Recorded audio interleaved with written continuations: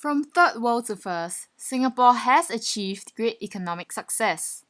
Yet, the nation has one of the lowest birth rates in the world today.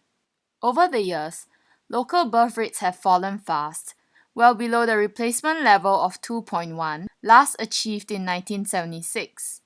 But what does this mean for Singaporeans?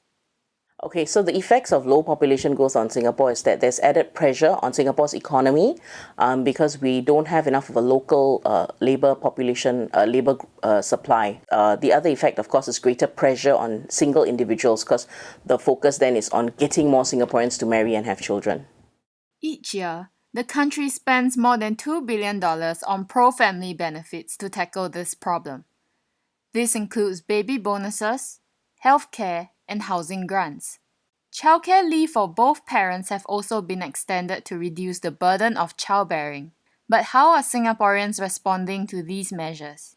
It just can help a little bit in the early stage, but how about in the school time and university? Then that is another big expense that we need to think about. Yeah. In Asian, everything is so competitive, even in the workplace. So everyone is like, they want to have a grow higher in the first place, but this thing may end up is not good in the KPI review. If I become a father, I also won't dare to take paternity leave because there's so much things to do at the workplace.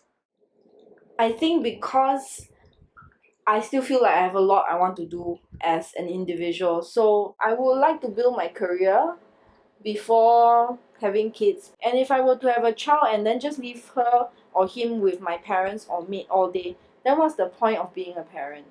It's not so much the benefits that you get in the monetary terms that matter. I think more that we should look at work-life balance, because in Singapore this is very slanted.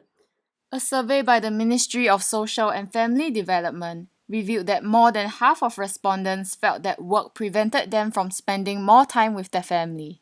In order for people to really think about family and children, they need to feel like they have some time and space to breathe. If there were change in terms of stress relating to having children or the education system, I think that might help ease some of the tension that people feel when they think about whether or not they want to have children in Singapore.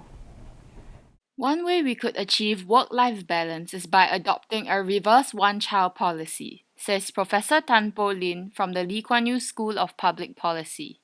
For example, we give an advantage to people who have more children, or we give an advantage to people who come from big families. So if we are talking about enrollment in primary one schools or in primary schools, we can give an advantage to those who come from larger families.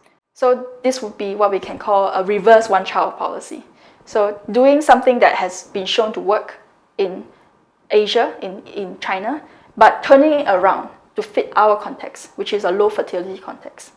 Singapore's economic success might have come at the expense of increasing costs of having children and affecting the work-life balance of young adults.